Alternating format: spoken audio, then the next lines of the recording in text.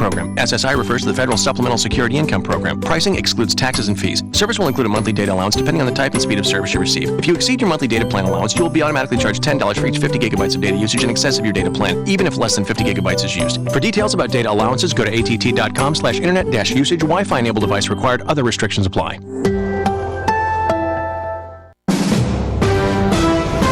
NBC News Radio, I'm Jim Forbes. Senators are criticizing President Trump for withdrawing American troops from Syria and Afghanistan. Most Republicans joined forces with Democrats to pass an amendment to a bigger Middle East policy bill that was sponsored by Senate Majority Leader Mitch McConnell. The measure declares that ISIS is still a serious threat to the U.S.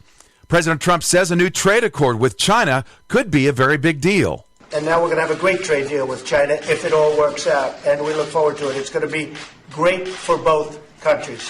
Not just us, not just them. This is going to be great for both countries. In a White House photo op with the Vice Premier of China today, Trump expressed optimism about high-level talks over trade. He noted tremendous progress, but said there's still a lot of work to do. A deadly winter storm is freezing the Midwest. At least 10 people have died due to the frigid temperatures so far. New York City and its suburbs are right in the middle of this deep freeze, so people are bundling up. It's serious business dealing with this cold outside. Layers needed, exposed skin a danger. Frostbite and hypothermia are the risk. This is crazy.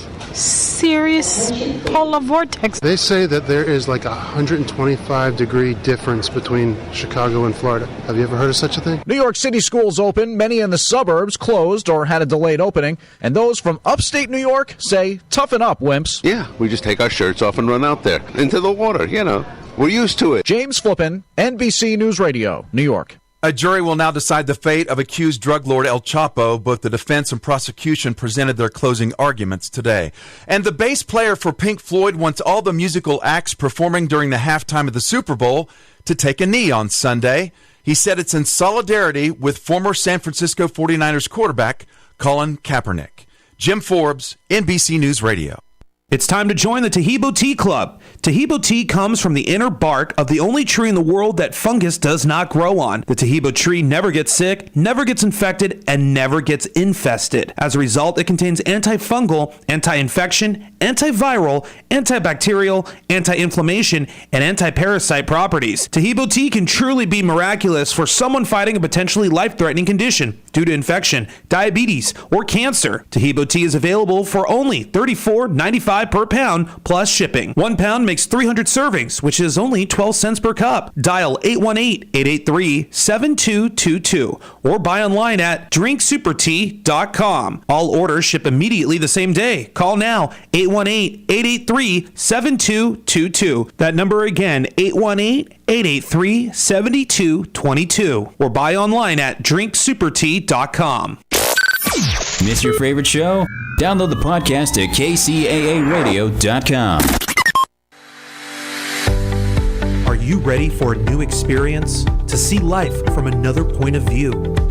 New hope, new expression, new joy. This is your radio hour. Welcome to Viewpoint with Father John. And welcome, friends. You are tuned to KCAA Radio, 1050 AM, 102.3 FM, 106.5 FM, or on the World Wide Web at kcaaradio.com. This is Viewpoint with Father John. I am your host, Father John Reed. By the way, you can follow the show on Facebook at Viewpoint with Father John and also on Instagram. Our group is growing. We're over 1,000 people on Instagram. So join us. Every few days I put on a new inspirational video. It's just like 30 to 60 seconds, things for you to get through your day, some inspiration. I also get people who contact me through there. So absolutely, we'd love to have you join our family there on Instagram. All of God's children are endowed with extraordinary purpose and ability. I'm on a quest to help as many as possible in fully realizing their divinely inspired potential. Disposing a false narrative and embracing genuineness inspires clarity of purpose. My role is to help overcome self-imposed limitations in realizing one's spiritual potential. And brothers and sisters, Viewpoint with Father John is a listener-supported show. So you are the ones who keep us on the air each week. Please go to viewpointwithfatherjohn.com, click on the support button, and give what you can. I truly do thank you for your support. Also, I'd like to invite you to buy a copy of my book, Close Your Eyes So You Can See Me. The premise of this book is that we're all God's children and that we do not need more self-improvement. Rather, we need self-discovery.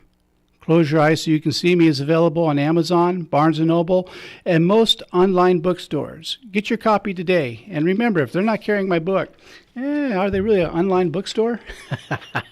I know that was cheap, but it worked. And tonight, it's a really exciting guest I have. I think what we're going to talk about is really important.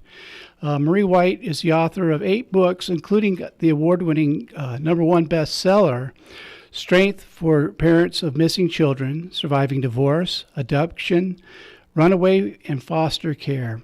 She is also a TEDx speaker, non-denominational Christian missionary, traveler, entrepreneur, and reaches over 500,000 viewers through her YouTube channel, Bible Stories for Adults.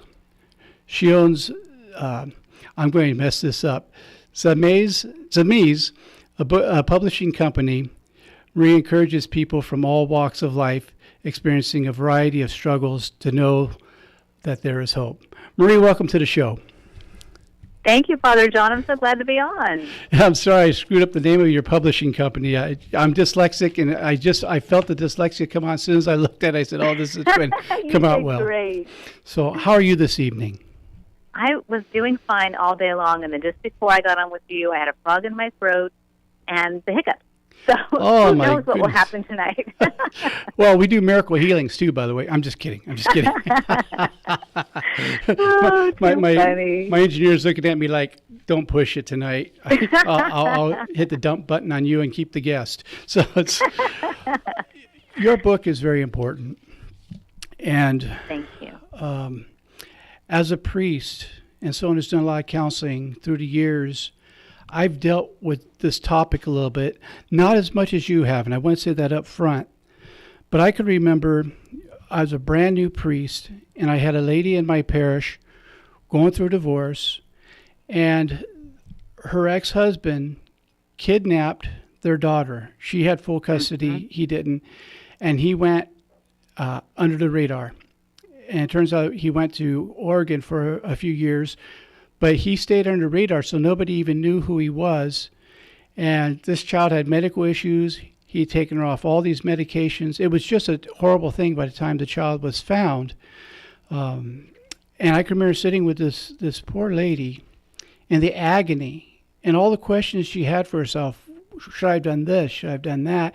How could I have prevented this? And some things are out of our control. And so I think your book is very important. So can we talk a little bit about how the book came about and what the strengths are for people who are going through this unspeakable tragedy?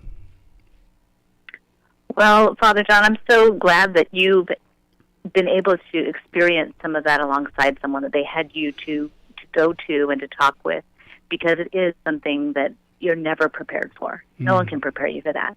So often people invite me onto TV and radio shows, and they always ask, can you tell something to the audience that will tell them how to prevent this? And I said, no. Right. We can't prevent the unexplained or just the things that happen to us. You can't prevent a car accident. You can't prevent these things that happen. And this parent that you were talking to was going through the unexpected and something you can't prepare for. Right. 4.5 years ago, our toddler was abducted. And it was not like the movies. It was in the movies. You watch Saving Private Ryan. The mother immediately falls to the floor, sobbing and fainting and that sort of thing. That is not what happens when it really happens to you. Right. You don't get to go into, oh, woe is me, my life is ending. You go into immediate, what do I do? How do I handle this? What do I do next? Do I call the police or a private detective, or who do I call? What do I do? Like this mother that you talked with was doing. Right. You would become frantic and obsessed with trying to find your child. Yes, and that's not an overnight deal. I mean, she agonized for the entire time, and we're talking a few years before the child was found and returned. Every day was a nightmare. Yes, and a new nightmare. Yes. Because one day you're barely able to get a breath. I mean, it does hurt to breathe when you're in that much pain. And I can speak to it through my experience of living through that. But what's ironic is that people who have gone through other things, a loved one with cancer, a painful divorce, a bankruptcy, many different emotions, they're going through the same thing. Even though we all have different hardships that we're going through, the feelings are the same.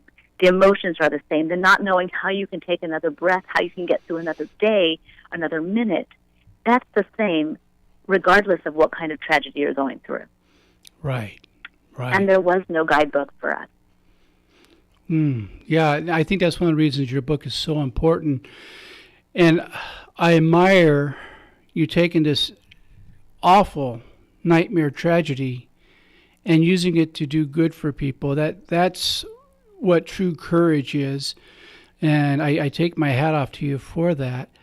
And, something that you and I have already talked about is the inability to prevent it. And please let me know if this is accurate to your experience.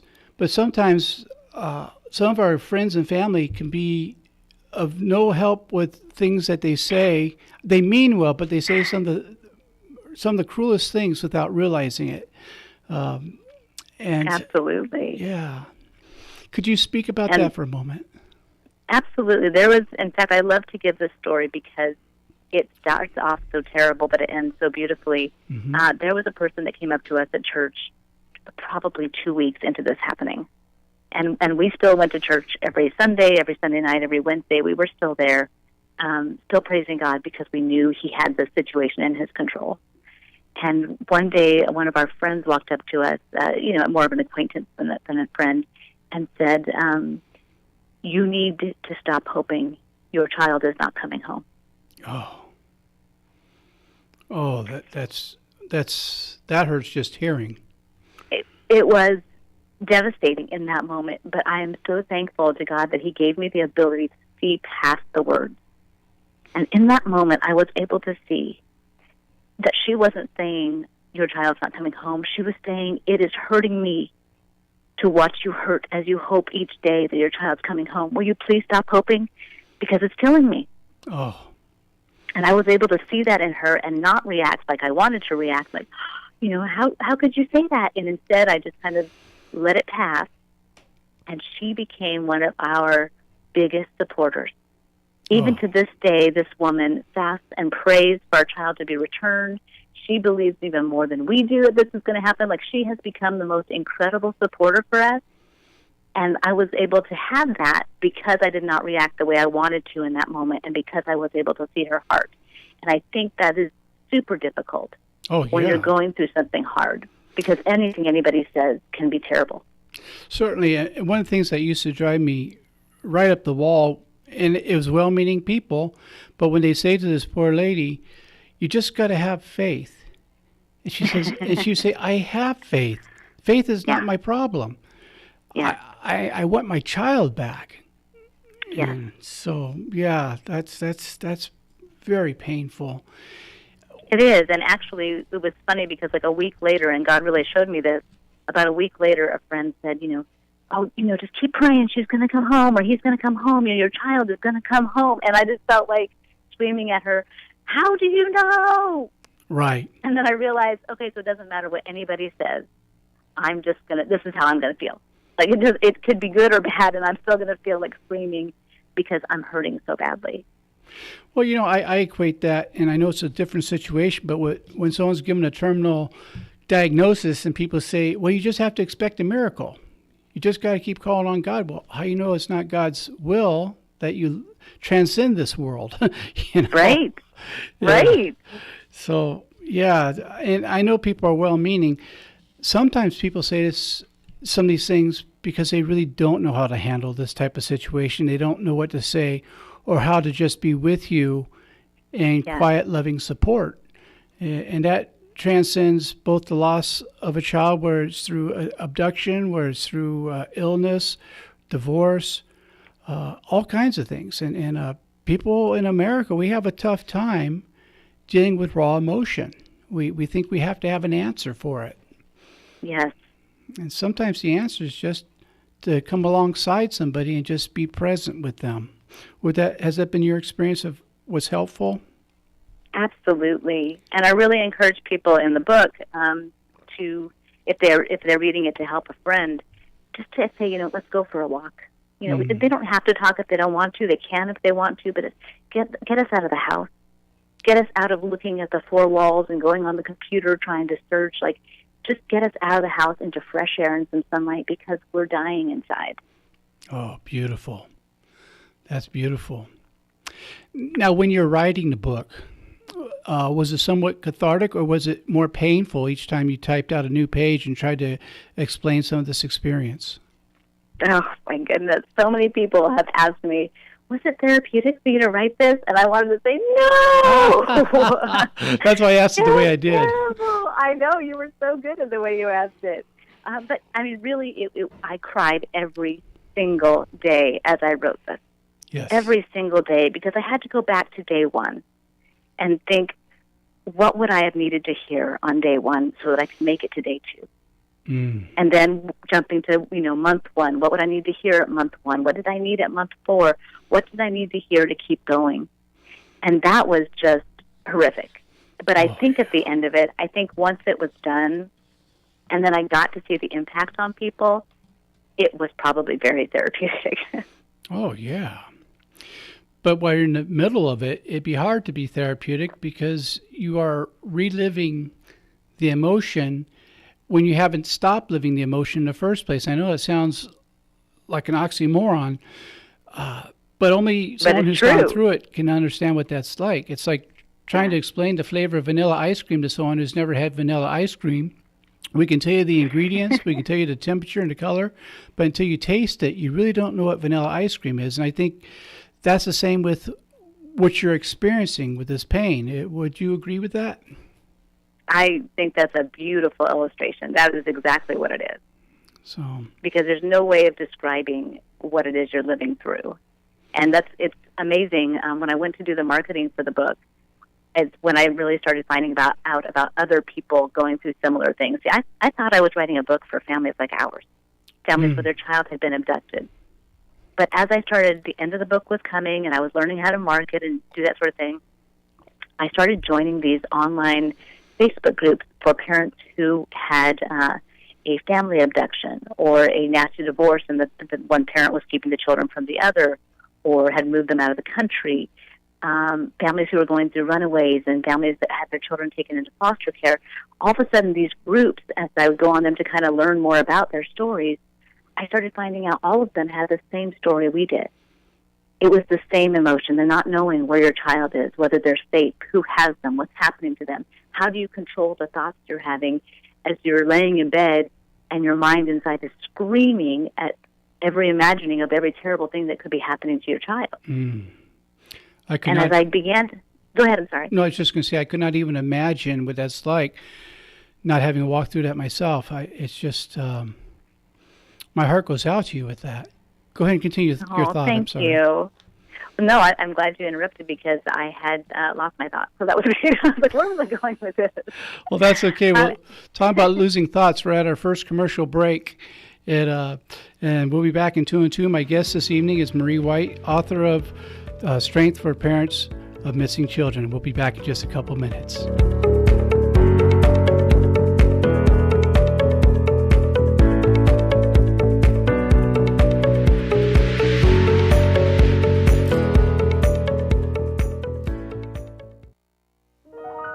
The loss of a loved one is one of the most challenging experiences in a person's life.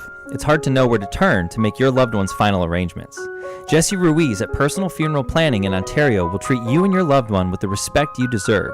Jesse served in the Marine Corps in Desert Storm and understands what it takes to provide loyal, personalized, and empathetic service to those who need it most. The families of Michael Jackson, Brittany Murphy, Ed McMahon, and many others have trusted Jesse to provide them with the highest level of service and support. To work with Jesse, call 909-762-4027, 909-762-4027, or visit their website, www.4pfp.org, www.4pfp as in personalfuneralplanning.org. Jesse Ruiz and Personal Funeral Planning, Veteran owned and operated, helping you plan a personal, lasting tribute for your loved one. www.4pfp.org. Here's your community calendar for KCAA. The Tales of the Brothers Grimm, an IMPS production, is happening at Cal State University San Bernardino from February 7th through the 10th. This is a minimalistic production of 3 of the Brothers Grimm fairy tales performed in the round for children of all ages. You can join them as they perform Town Musicians of Bremen, The Elves and the Shoemaker, and The Tree of Life for 1 week only with a rotating cast of actors. The dates are February 7th through February 10th. February 7th, 8th, and 9th all start at 8 p.m. and February 10th starts at 2 p.m. Located at 5500 University Parkway, San Bernardino. Tickets available at vendini.com. And that's a look at your community calendar for KCAA.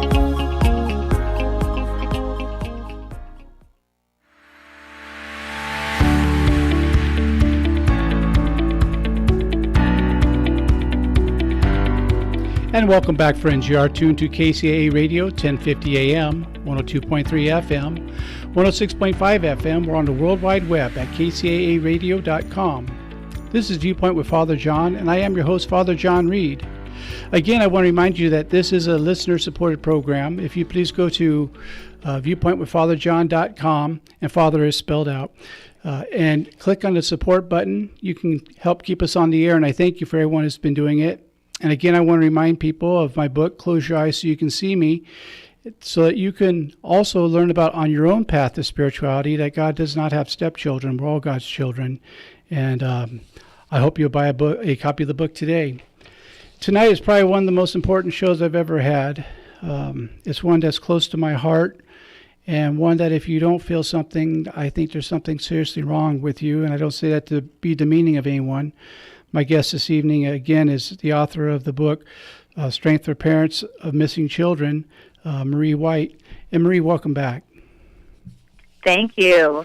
And, every time I mention to one of my friends or colleagues, which can be really 2 separate categories, about what the show was going to be about tonight, every one of them said how important they felt it was. And I will be honest with you, every time I talked about it, I teared up because this is a very painful topic, and one that I don't know if I can think of anything that makes me feel more powerless than this kind of situation, whether it's through abduction, whether it's through divorce, foster care. And I've done counseling for people who had their children in foster care due to drug and other abusive issues. And so I've seen that part of it. It's just painful. So when we left, we were talking a little bit about you were forming the book and you're learning how to market the book. What were some things you learned along the way, if I may ask? Well, I think your vanilla ice cream illustration was perfect, by the way. It was an excellent example of what it's like, because when I went to those Facebook groups and started, kind of looking around, seeing what people were going through, I realized that they were talking about the same things we were going through, and that we speak in shorthand. And this, any job, any profession, you do the same thing. But there were things when people would write on there that they had a hard day. Now, if you write on your Facebook page that you had a hard day, that could mean any number of things. Could have been difficult at work, could have had traffic getting home, could be things with the kids. You don't know. Right. But on these groups, when someone said they had a hard day, we all knew exactly what they meant. They took everything in me to keep breathing, to keep going forward, to keep. And when I say breathing, I don't mean that they were going to commit suicide, but just that even the simple act of taking a breath, of taking a step, was just more than you thought you could do. Agonizing. It literally felt like I was walking around with a broken leg, like I was just dragging part of my body to get through the day.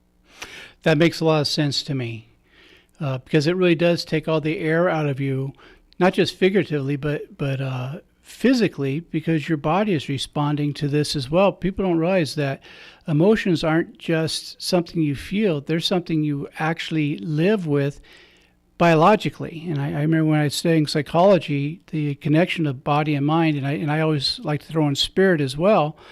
It's not just a myth. There's really something to that. So Well, and your guest that you had Elizabeth Preston on. Yes. And I loved her advice on journaling with the opposite hand, because in my book I actually do something kind of bossy. I'm the oldest child in the family, and so bossy comes easy. So as an adult, I try not to be so bossy. Oh, I love that. So I wanted to write this book and be like, well, if you want to, then please, or you could try. And then I was like, no, what did I need in that moment? I needed somebody to be bossy to me. I needed someone to walk in and say, eat, go to sleep, take a shower, do these necessary things. I needed someone to help me because my brain was fried thinking about my child. And so in the back of the book, I actually have daily checklists for the first 4 weeks to help people going through trauma like this to be able to do some things that are a little bit outside the norm. And one of the things I recommend to do that Elizabeth was talking about was to learn a new skill. Because when you learn a new skill, whether it's to play the piano or to learn how to play basketball or whatever it is, you actually make new neural pathways in the brain. And this can help you process what you're dealing with under stress, and it can also help you to heal. Yes, that is exactly right. And Elizabeth is a good friend of mine. In fact, in a few weeks she'll be back on the show, and we're planning some workshops together. And the learning of new stuff is so crucial. I couldn't say it any better than you did. So when you're putting this book together, how was the family with this? Were they able to be supportive, or were they in so much pain that everyone was just trying to do the best they could at the moment? I think we all handled things very differently, and my husband has handled it very different than myself. Our other children have handled it very differently. And then there are times when we can come together and talk about things and process them, but mostly we all handle it in our own way, which is hard because we all want to handle it in the same way. I want them to handle it like I do. They want me to handle it like they do. And it doesn't work like that. And it can actually tear families apart, as I'm sure you've seen when people grieve differently. Yes. In fact, perfect segue. That was what I was going to go into right now is, what I've watched is that it can actually take families that have been very loving and split them apart. Death can do that too. Many different things happen with that. And, I work with a lot of people in 12-step recovery, and one of the things we talk about is when two people have been going to the same group break up, how do you split up the friends? And it's that way with divorce. Has any of that happened in your experience with different parts of the family that thought you should be doing this, feeling different things than you're feeling, handling it differently? No, and that's been a complete blessing, because I really feel like we are right exactly where God wants us to be. That there is a reason that we've gone through this, that there is a reason that this particular child that was taken, and in order to keep my child's privacy, I don't talk about whether it's a girl or a boy, that sort of thing. Right. I feel like we were all exactly where we needed to be when it happened. This didn't happen due to negligence or anything like that, so it wasn't that kind of a situation. Would you please so say we didn't have that. Would you please say that one more time? I'm sorry, because I didn't mean to interrupt you, but I think that's a very important point. This was not due to negligence. Right. It wasn't that we weren't watching our child and, they went out on the street and were kidnapped that way. It was nothing like that.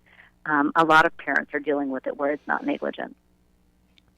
Yes. I'm sorry I had you repeat it. It's just that I think that's so important, because people don't have to know very much to make harsh judgments.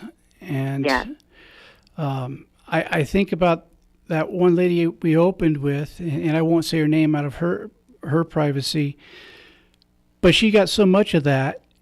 And I knew this lady very well. She was doing everything right. And it still happened. Yes. And there were people who would play 20 questions with her. Well, did you do this? Did you anticipate that? Did you think that this could have happened? And it's like, she's in agony. She did everything she could. Sometimes we're just powerless over things that take place. And yes. And I think those questions, too, because, I've asked questions like that to other people about other things, but I think we do that a lot of time to make ourselves feel better. Like, people will ask me, well, do you have other children? And I'll be like, yes. And they're like, okay, good. I'm thinking that doesn't make it better. Which one of your children would you like to have abducted? Oh. That's not a helpful, they're trying to make themselves feel better. Like, I don't want to feel terrible for this woman. I want to know that at least she has something else in her life. Oh, she has other children. It's okay. And they don't realize they're doing it. Right. Just like I was talking with a lady about that one time, and she said, yeah, when her adult child died, she said at the funeral, people kept coming up to her and asking her, well, was he the believer? Oh, goodness. And he wasn't. And so every time someone asked, it was a knife in the chest. And I thought, how have I done that before? I may have asked that before. I think that's one reason at almost every funeral I preside over, and I do a lot of funerals. I always make sure I mention that God doesn't have stepchildren, that we're all God's kids. And I get that a lot with people who leave by suicide. And I often tell them, look, the God I know doesn't throw away his wounded. He pulls us close. And when this stuff happens, you're wounded. And it's a wound that people can't see, but it's nonetheless a very deep wound. And there's no need to put salt in that wound. And I hear what you're saying, that people are trying to make it so they can handle it, and it's not meant to be vicious. Doesn't stop it from hurting. And one of the things I hear when I do the funerals for children, and it's a young couple, is when somebody unthinkingly says, well, you're young, you can still have more children. You can't replace the child. Mm-hmm. And so exactly. Oh, exactly. And I think, we have a choice. There are life-changing events for everyone. Yes. Some people end up dead or homeless, but there are others who go out and change the world. Mm. I mean, what if I had dug in my heels? What if instead I had just screamed at the ceiling, God, you did this to me. You obviously don't care. I'm not going to listen to you ever again. Mm. But instead, little by little, he changed who each of us were. And it went from, how am I going to get up off this floor and continue moving on, to starting a YouTube channel and reaching 1 million viewers, to writing 8 books and impacting people's lives. People write into me and say, I got your book just because I wanted to see what was inside of it, and it was written for me. Wow. I don't have an abducted child, and this book spoke to me. It's a book for everybody. And in fact, the Russian version just came out January 1st. So it came out in Russian because a family read it who had an adult drug-addicted child, drug-addicted adult child, who was in and out of their lives, and they started to read it in English and said, oh my gosh, this is what we're living through, and this is what all of our friends who have children like that are living through. Wow. And they actually went and had it translated into Russian, and we changed the title from Strength for Parents and Missing Children, Surviving Divorce, Abduction, Runaways, and Foster Care to include and drug-addicted children. Wow, that's powerful. I have a friend that actually took 12-step recovery to Russia. He was the first one that the Russian government allowed to do that, to start treatment. Yeah, he's a friend of mine. And in fact, he brought me back a Bible from Russia, because I'm Eastern Orthodox. I'm not of the Russian church, but I'm of one of the 13 churches of the Eastern Orthodox. I usually don't say which one out of respect for my bishop, in case I say something that doesn't reflect the teachings of the church, which I do quite often. But that's powerful. But see, that says something right there, that this book is so important, that it's going global. Just when I saw it, I thought this is something my listeners need to know about. And this show goes global. I have listeners in Brazil and Panama, Philippines. So this is another way that your book is being talked about. And I'm not saying that to make you feel better about the book. I just think your book is that important. And thank you. No, thank you, because this is a book from the heart and from true experience. One of the problems we've had in book writing, and I'm an author myself, but a lot of books like on child rearing are written by people who've never had a child. Yes. And so you wonder, well, okay, that's a nice theory, but what do you do when you're really in the mix of it? And your book is taken from the point of view of someone who has been there, who's still in there. And wow. And I think that's the language of the heart more than anything else. I think so. I think it's something that God has allowed in our lives for a reason, because it had to be out there. I'm not saying that's the only thing that he had going there, but I had never written anything before this happened 4.5 years ago. And now I have 8 books out there. Wow, that's incredible. And they're books that encourage people to get through the hard things in life. I mean, there are some people who look at the book and say, oh, I'm just scared to read it because it'll be so sad. I'm like, there is not a sad part in it. Right. Which is, you would think, how could you write that? But somehow God has done this. And he's used me to do it, but I have only been this instrument. These are his words to anybody who's hurting. That he loves you, that he has a plan for you, that there is hope for you, and that he is never absent. Well, one thing that, and just reading some of the stuff that you shared with me and the wonderful email you sent me, and it was really wonderful, is that you're trying to help people know that there is hope. And I think that's the greatest gift we can give to another human being, is that gift of hope, particularly in the middle of a tragedy like this. You know? Absolutely, because we need that. No matter what we're going through, we need that. And you know, Mark Twain said the 2 most important days in a person's life are the day they're born and the day they find out why. Yes. This is my why. Yes. You know, I'm a huge fan of Mark Twain, so you're speaking my language right there. And I know I laugh, and I know I have joy, and I have that definitely just from God himself. I mean, that is the only way I have it. But it doesn't mean that I don't cry every single day. Yes. Absolutely true. And people don't realize you can have joy and tears at the same time. Yes. Just like I tell people, you can have faith and fear at the same time. I mean, there's a scripture about where the guy goes to Jesus for the healing of his servant, and he says, do you believe? He says, I believe, help out my unbelief. You know, and I'm so grateful that's in the gospel, to say it's okay. We're going to have fear. And, you know, in my book, I'm not saying this to plug my book, but talk about fear. I talk about the 3 acronyms that we use, which is false evidence appearing real, forget everything and run, face everything and recover. Oh, I love it. And what your book is doing, what it sounds to me, is it's going to the last one, face everything and recover, but don't deny yourself the other feelings either. Would that be correct? Absolutely. And I've heard families say that on those groups. I've heard people say, I laughed today, and I immediately stopped because if my child's not laughing, I can't laugh.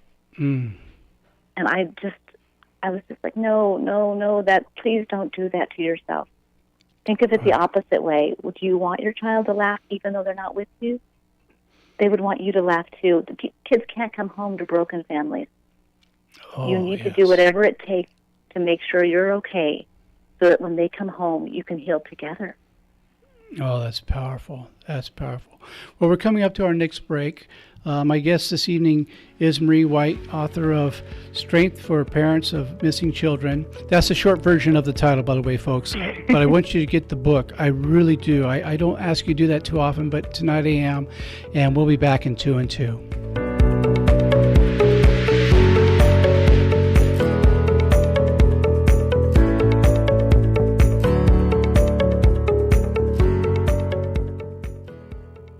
KCAA Loma Linda, 1050 AM, K292FQ Riverside, and K293CF Moreno Valley. The loss of a loved one is one of the most challenging experiences in a person's life. It's hard to know where to turn to make your loved one's final arrangements. Jesse Ruiz at Personal Funeral Planning in Ontario will treat you and your loved one with the respect you deserve. Jesse served in the Marine Corps in Desert Storm and understands what it takes to provide loyal, personalized, and empathetic service to those who need it most. The families of Michael Jackson, Brittany Murphy, Ed McMahon, and many others have trusted Jesse to provide them with the highest level of service and support. To work with Jesse, call 909-762-4027, 909-762-4027, or visit their website, www.4pfp.org. www.4pfp as in personal funeral planning.org. Jesse Ruiz and Personal Funeral Planning, veteran-owned and operated, helping you plan a personal, lasting tribute for your loved one. www.4pfp.org. From the KCAA Weather Center, I'm Glenn Anderson. Your forecast for this evening calls for showers with mostly cloudy skies and overnight low around 46 degrees. Moving into Friday, still a chance of rain, but not till after 4 p.m. Otherwise partly sunny and a high near 62. However, rain likely Friday night and moving into the weekend. I'm Glenn Anderson, broadcasting live from the Tri-City Center at the 10 and 210 freeways with a trifecta of talk in Southern California. KCAA 102.3 FM Riverside, 106.5 FM Redlands, and the Legacy 1050 AM Loma Linda, San Bernardino.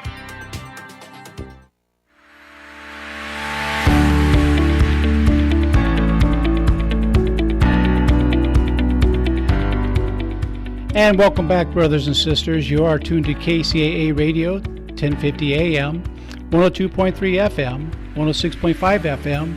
We're on the World Wide Web at kcaaradio.com. This is Viewpoint with Father John, and I am your host, Father John Reed.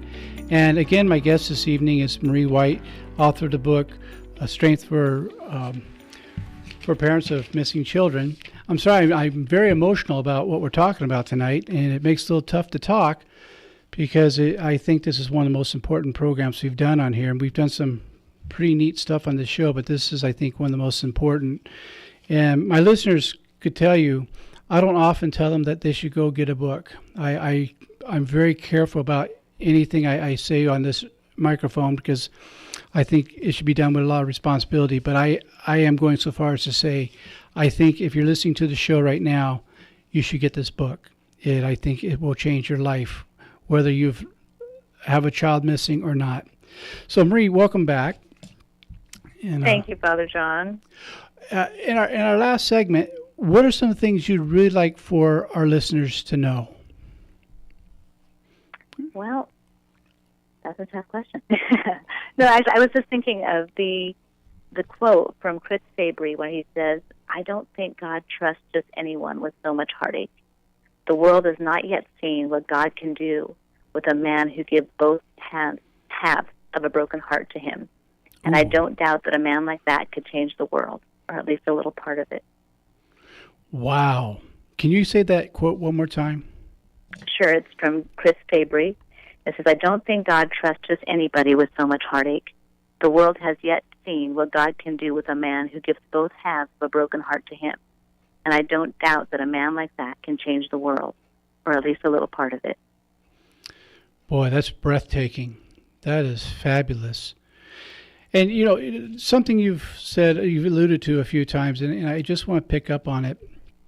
God allowed this to happen. God didn't make it happen. God allowed it to happen. They're two different things.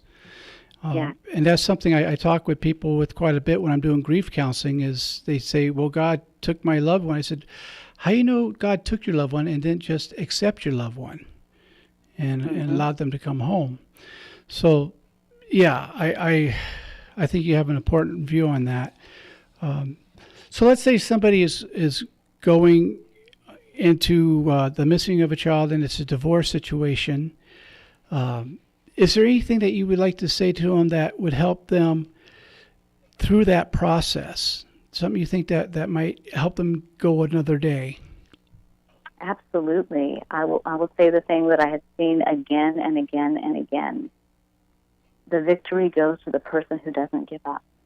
And I see families that have waited 6 years for their child to come home, and their child came home. Wow. Who have fought to the last everything that they had, and it still can happen. You don't have to give up. You don't have to feel overwhelmed. It's heartbreaking when we see on those Facebook groups when someone says, it's been 2 months, this is too hard, I think I'm going to stop. And there are those of us who've waited years. It's been 4.5 years for us, and I still know that my child's coming home. Yes. The day just hasn't happened yet. And that's where you have to go. And part of that is taking care of yourself. I know we're in a culture right now where everything is like me first and take care of yourself, but I mean for real. Because when we're going through something like this, we're thinking of 24/7 being on the computer looking at missing persons things and how to find people and that sort of thing. And you can drive yourself crazy. So the best thing you can do for your child is to take care of yourself. And there are some simple, inexpensive ways to do that, because when you have a missing child of any kind, money is tight. If you're hiring private investigators, if you're making wanted posters, if you're going through a messy divorce, if you have a child in foster care, it's costing you money. And so every suggestion I have to give has to be something that's free or almost free, because most people don't have the money to spend on big things. And so I'll tell you, go eat a banana a day. Oh, okay. Bananas are the king of mood-boosting superfoods. If you don't have a health issue that prevents it, if you have a banana a day, it can actually help you not to be as depressed. Now, see, that was something you just taught me, and I've been doing counseling work for a long time, and I knew about protein being that, but I never was told about the banana. I didn't know it either. That's great. What These else? are things we had to learn so that we could survive. Sure. What are some of the other we things did you give that. them to do? 30 minutes of exercise, Right. 30 minutes of sunshine, 30 minutes of fresh air. You can do all of those at one time and just spend 30 minutes instead of an hour and a half by just going for a half-hour walk each day. Good. You need that. You need to calm your brain. You need to give them a chance to work. You're thinking, if I'm away from the computer or away from searching for 30 minutes, I'm losing time. But if you don't get yourself out of that loop, you can't be more productive. You will actually be more productive to walk away for 30 minutes and come back. And you need that sunshine and vitamin D in order for your brain to work right. I mean, I'm stumbling over my words now because the stress of 4.5 years, it does wear on you. Oh, yes. 4.5 years ago, I didn't have trouble finding my words. Sure. Well, one of the things that I had to do with this woman I talked about at the beginning of the show was actually make a checklist or sort of a schedule to eat, to do the dishes, to vacuum, to go out and exercise, as you said. And they may seem like small things, but when your world has been torn apart, the smallest thing can be overwhelming. Is that correct? That's absolutely perfect. I'm so glad you told her that, because that's part of the new lifestyle you have to live when you go through something like this. And another thing you do is you put yourself on a laughter diet. And again, this is all outlined, so you have to remember everything. But it's in there where it talks about you have to go on a laughter diet. I literally had to put on comedies and comedians and watch those over and over again because my body needed the endorphins from laughing so that I could handle the stress we were under. Yeah, that's powerful. And that makes a lot of sense when you think about the oxytocin and that gets stirred up with that and the serotonin and dopamine. Yeah, I couldn't argue with that a bit. I think that's absolutely sound. You know. And now people don't have to find that out like we'd had to do in the moment, where I'm going, wait a minute. We were foster parents for years and years, and we took in a lot of traumatized children. And so it took me 3 days because of the trauma. Obviously, I'm not going to say that I was too dense to figure it out until 3 days in, that we were going through trauma. Sure. When you're in the moment, you just don't realize that's what you're dealing with. And after that point, I was like, oh, that's why I can't eat anything. That's why I can't think straight. That's why I can't sleep. Like, I needed to realize that so that I could fix it. Sure. And part of that was, how do you get food into your stomach when your nerves are so tight, like a football player or a gymnast vomits before a game? That's how we feel. And I couldn't get food past my lips. Right. So I had to learn how to get things like liquid yogurt or soups that I could chug really quickly. If I can get them past the lips, I could do okay. Yes. Well, and it's a little bit like Elizabeth Kubler-Ross's steps of grief. The bargaining, the denial, the anger, the depression, the numbness. Absolutely. And I'm guessing you're familiar with Grief Share? Yes. But go ahead and talk about that. Well, just that they talk about in that how that would be really nice if that was the way it all worked. If it went in a nice little linear pattern, and that's what you go through, but it's this tangled web. You go through denial, and then it pops back up again later on, and these emotions keep coming. And so they're going to come in random, weird ways, leaning over to pick up something, and all of a sudden tears are falling on the floor. You didn't even know you were going to cry. Right. Well, and when it's the loss of a relationship or a death, what we tell people, and I do workshops on this, is that there's no such thing as normal grief. We're all going to experience this in our own way, but there's some commonality. And one of the common things is common grief is 3 to 5 years. It's not a few months. And during that first year, you go through a lot of firsts birthdays, holidays, anniversaries. And if you can give yourself the luxury of time and to take a moment to breathe and just look where your feet are. Where am I right now? Simple stuff like that. It helps you get to the first year, but it's not over at the first year. It may not be as agonizing, but it's still agonizing. And so allow yourself the gift of time to get better on your schedule, not somebody else's. And, I love that. And I think with what you're talking about, and you're a much greater expert on this than I am, and I freely admit that, it sounds like some of what you're saying goes hand in hand with that you allow each person to experience it in the way that they're experiencing it and offering them support in the way that they need it. Would that be a correct statement? Absolutely. And the best we can, too, and I preface the book with that. A lot of people, a lot of publishers wanted the book to start out, wanted the cover to be a crying child, wanted the beginning to be, telling the story. And I was like, that's not what we need. Right. When we're going through this, I'm writing this for people like us. I know exactly what we need, and we don't need to be brought down by seeing that cover, and we don't need to be brought down by that story. We need to have somebody say, hey, I've lived this. I'm still living it, and I'm still here. Take my hand, and come on, we'll do it together. Yes. Well, that's that gift of hope we were talking about. Yes.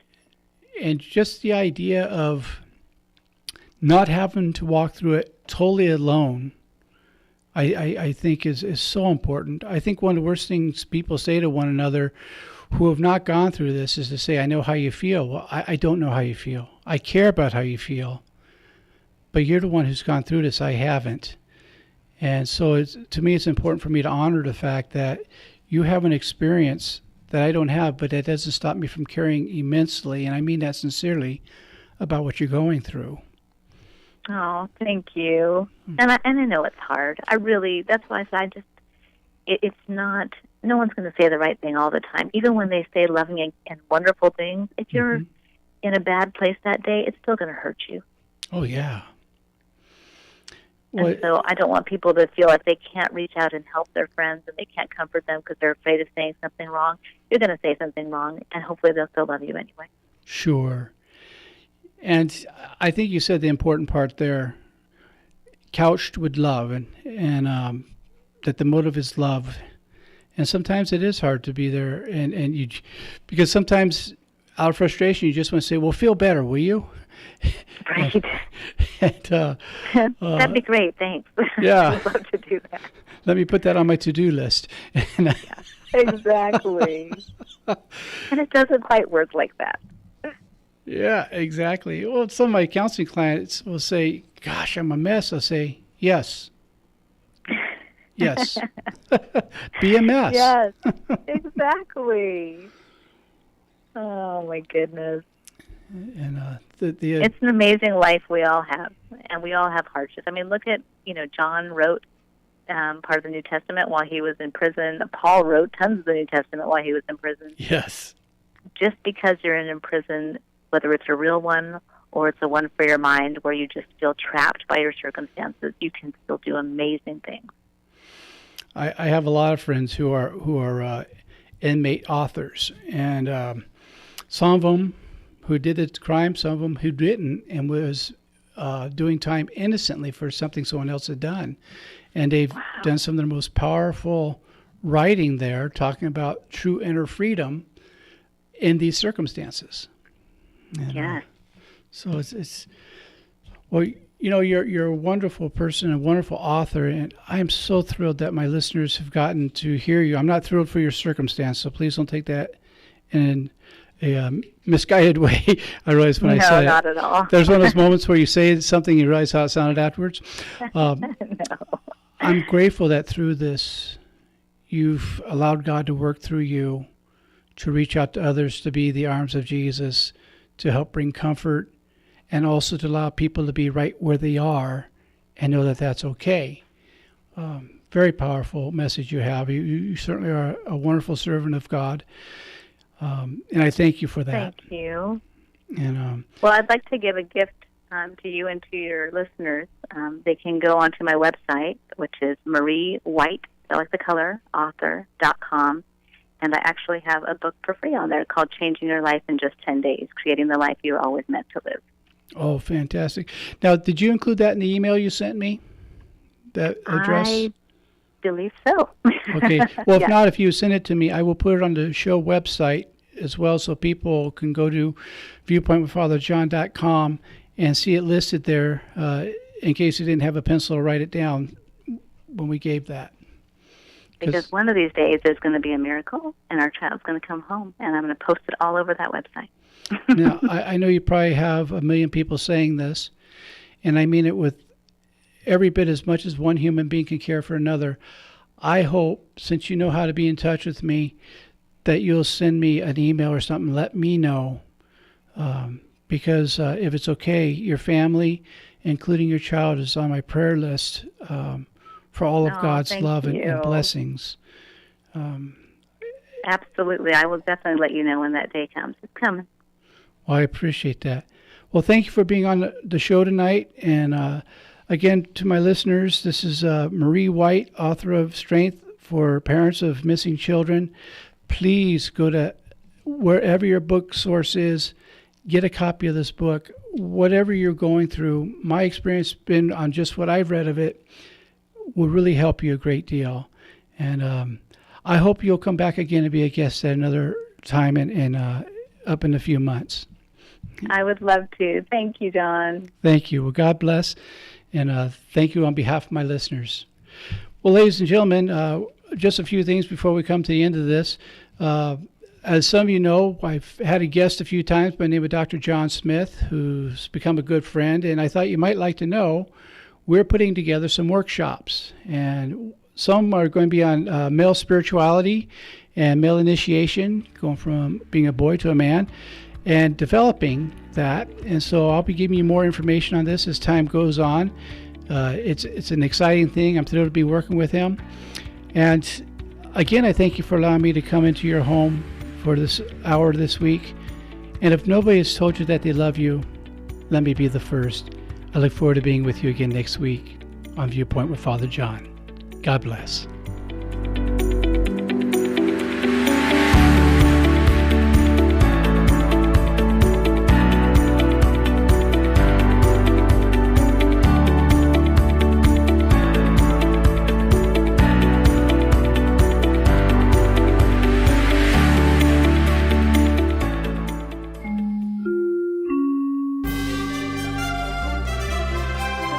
KCAA